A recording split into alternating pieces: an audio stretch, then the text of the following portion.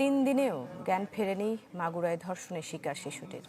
নেওয়া হলো সম্মিলিত সামরিক হাসপাতালে। চিকিৎসার জন্য 4 সদস্যের মেডিকেল বোর্ড গঠন করা হয়েছে। ধর্ষণের ঘটনায় সর্বোচ্চ শাস্তির প্রতিশ্রুতি দিলেন 2 উপদেষ্টা। এই ঘটনায় ভগ্নিপতি সহ 4 জনকে আসামি করে মামলা হয়েছে।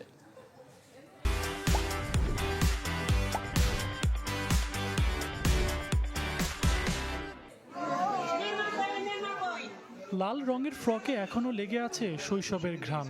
শুধু জীবন থেকে হারিয়ে গেছে বেঁচে থাকার সমস্ত রং। থমকে গেছে সময়, থমকে আছে চারপাশ। কান পাতলে শুধু শোনা যায় আহাজারি আর বিলাপ। কাছে স্বজন, কাছে পাড়াপড়শি, কেবল মেয়েটি বাকরুদ্ধ।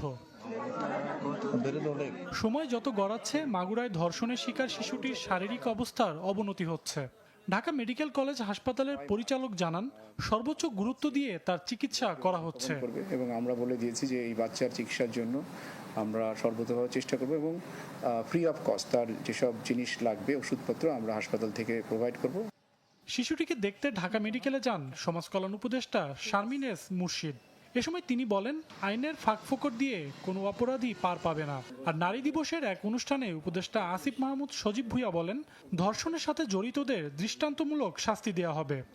আমি আমার সর্বোচ্চ চেষ্টা করব যেন হোম এবং আইন এই দুটো জায়গা থেকে এই বাচ্চাটা সম্পূর্ণ এবং দ্রুতভাবে বিচার পায়।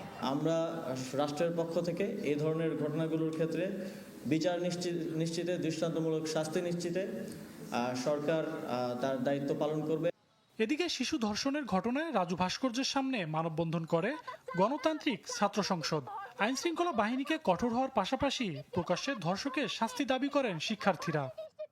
ধর্ষিত হওয়ার পর ধর্ষিত যখন বিছানায় বসে কাতরায়, তখনও ধর্ষককে শাস্তির আওতায় আনা হয় না, ধর্ষককে কখনো দৃষ্টান্তমূলক শাস্তি দেওয়া হয় না। আমরা চাই প্রতিটি ধর্ষণের উপযুক্ত শাস্তি হোক, এমনকি যেখানে আপনি প্রমাণ পেয়েছেন সেই ধর্ষকের ফাঁসি নিশ্চিত করুন আপনারা।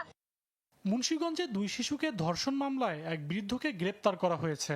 কুমিল্লায় বাক প্রতিবন্ধী তরুণীকে সংঘবদ্ধ ধর্ষণের ঘটনায় একজনকে গ্রেপ্তার করেছে পুলিশ।